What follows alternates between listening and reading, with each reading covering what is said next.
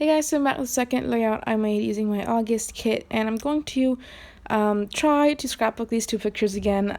So in my head, I kind of had it in my mind that I wanted to do a grid layout. So I'm going to start out with that idea, but I'm not really loving it, so I'm not going to keep with it for a while. This piece of paper is that paper that, if you've seen the first video, it's that paper which I created with some paint and didn't end up using. So I thought I was going to use it as a mat, but here I'm considering using it as a section of a grid.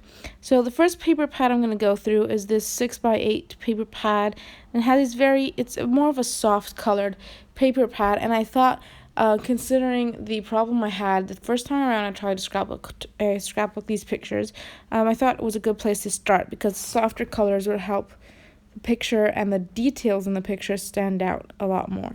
So I'm just going through and picking any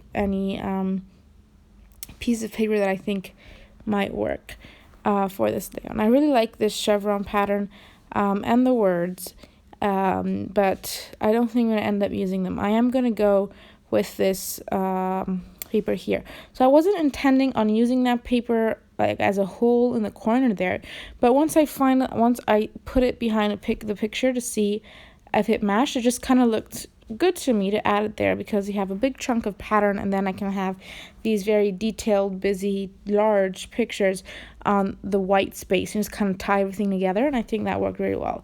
So I'm going through my huge stack of embellishments, and I'm trying to see how I want to title list, where I want to put my clusters, what embellishments I want to use, what colors I want to use. It's going to be a very long process because I'm really not going to use any more paper other than what I have on the page already, if I'm not mistaken.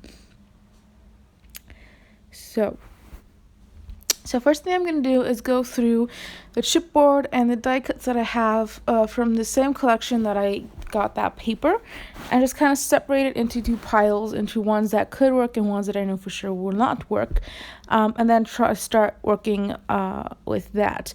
Now again, I don't want the embellishing to be too much because the photos are quite detailed and I don't want to distract from them. Which is why I had a bit of trouble, I think, again, embellishing. I also went through the wood veneer, but I didn't feel like the wood veneer would work. So the first thing I'm going to pull is some larger pieces I try to place first because they're most likely going to be the base of what I'm creating.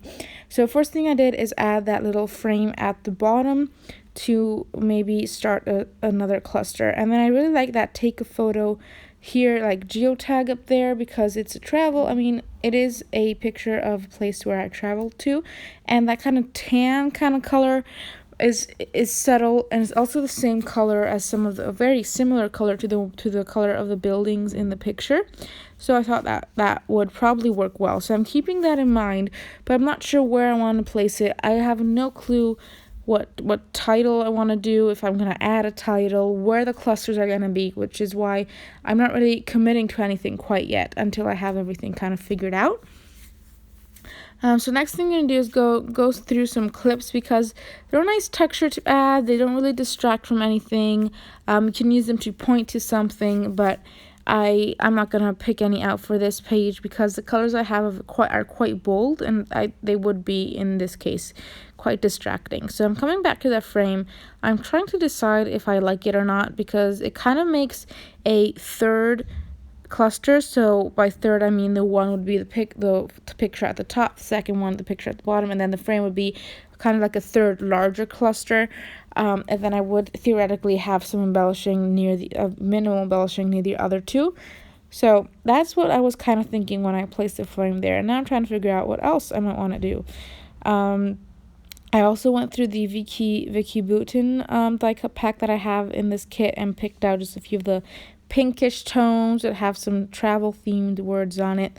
Then I thought that a tag would look good on here, so I went through my tags. Those weren't included in the kit. I normally don't add tags to a kit unless there's something special that I know I will want to make sure to use.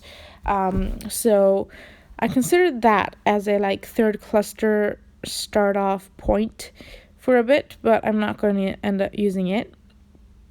Then I went through I'm contemplating using some of these chipboard pieces from Amy Tangerine from her, I do not remember the collection. It's ridiculous. I used to know every Tangerine collection, every Amy Tangerine collection that existed. I've been kind of out of the scrapbooking world for quite some time. I like the idea of putting a circle as the third starting off point, just because it would be different from all the squares and sharp corners that I have, which is why I like the idea of that orange piece. But the orange didn't work. Wasn't working for me. So yeah, I know one of the clusters I want it to be like next to that photo where that frame initially was that I ended up taking off, and then I want to do something a little bit smaller somewhere at the top. So I'm trying to place larger pieces here next to the picture. I did go back and add that geotag up there again just to make sure I didn't forget it. And now I do want to add a title on this one, just because I'm kind of thinking that maybe this could be a disguised title page in my album for this particular city, because I did end up going to 4 different cities on my last trip to France. So the options that I have in my kit weren't really working for me. But again, letter stickers is not something I limit myself to when I make a kit.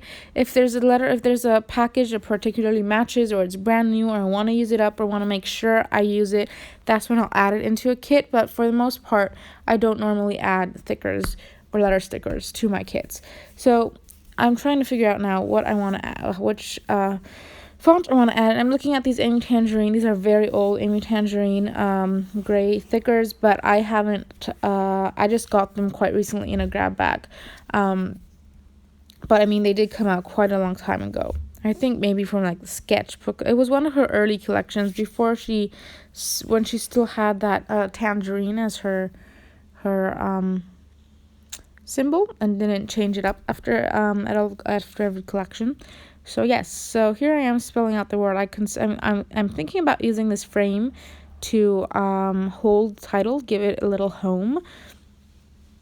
So, and it works out perfectly. I mean, my title, because it's a 6-letter word, so I can have 3 letters at the top and 3 at the bottom, and it looks it's tidy, which is this layout is a bit more tidy than what I normally do.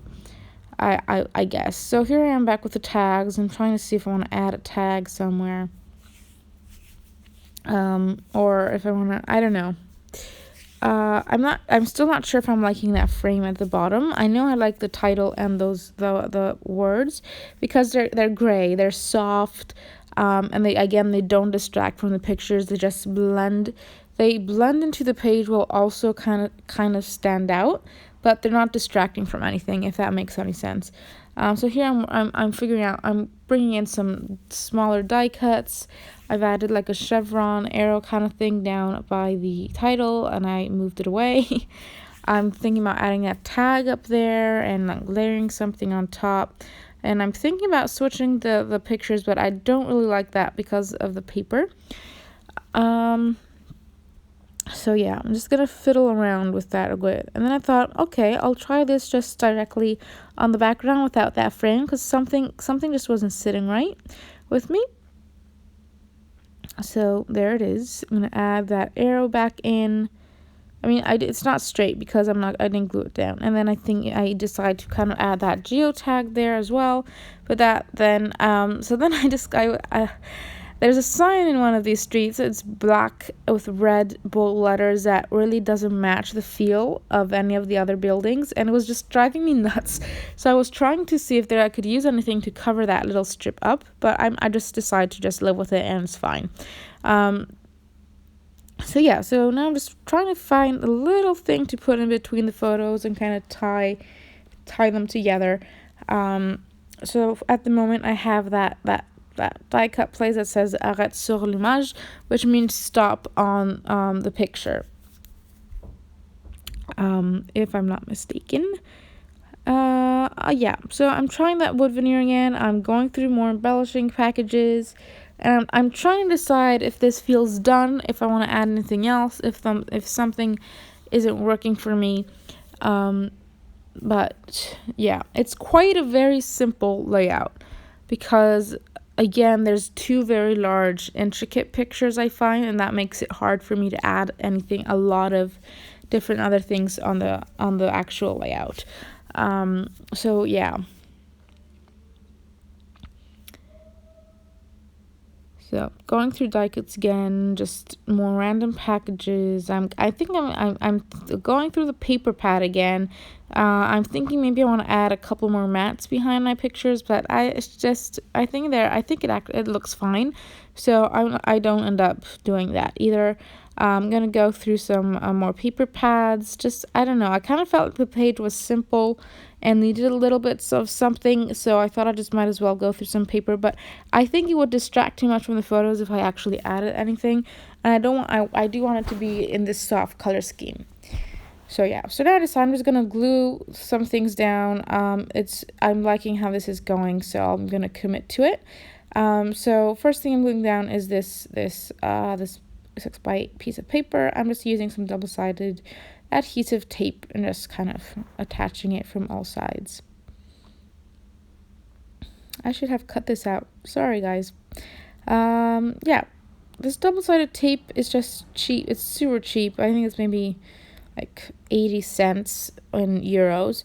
From like a bookstore, but I've only found it at this one particular place. So whenever I'm in there, because it's not really close to my home, whenever I happen to be in there, I just grab like 5 rolls just so I have enough stock for when I need it. I'll occasionally use a glue stick or something, but I don't know. It's not really. I don't know. I'm weird with adhesive. Yeah. But once you stick this tape down, it's not coming off, which is why I glue everything towards the end of the page, or if I'm absolutely sure, then I'll glue it down. If I even have like a sliver of a doubt, I won't glue it down until everything's done, because I know there's no way I'll be able to lift it up. So now I'm gluing down the pictures. And that way, once everything is glued down, they won't move around, and I'll be able to work on embellishing a lot easier as well. I'm putting a lot of tape. I don't know why I needed so much tape on that particular picture. Okay. Yeah.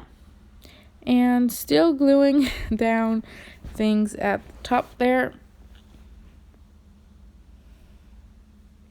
So I guess I'll talk a bit about these pictures.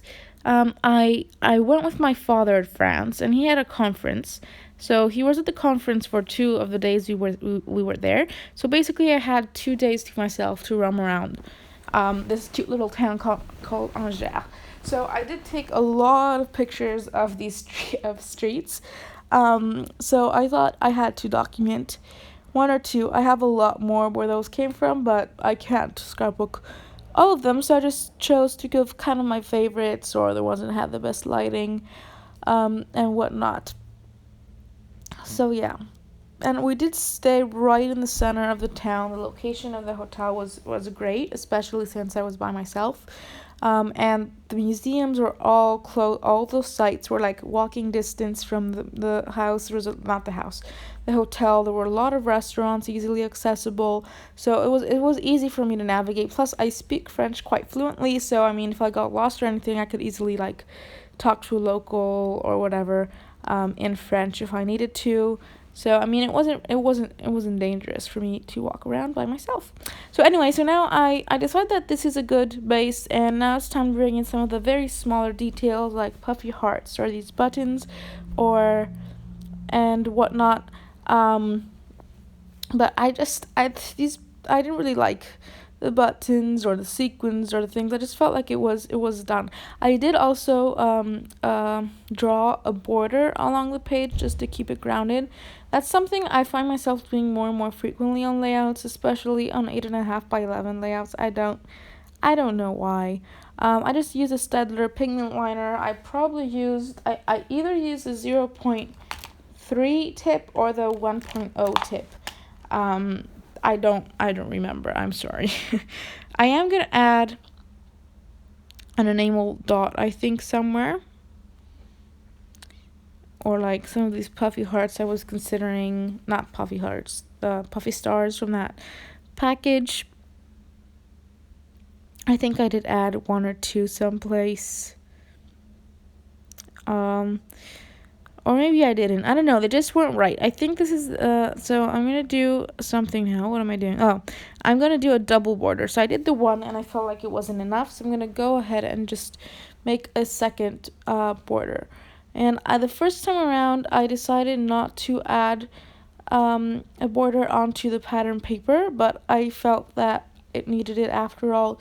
So I went back and did that as well. And I think that that's better.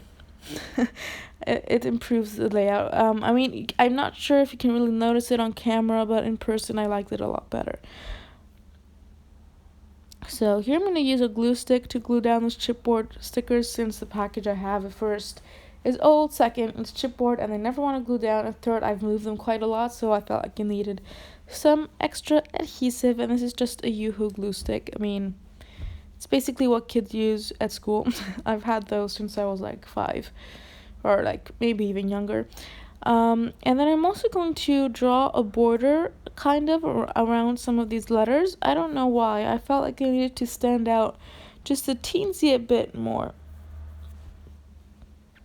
And I'm going to add some splatter with my acrylic white ink. That's going to complete the layout, and thank you guys so much for watching, and I will see you next time.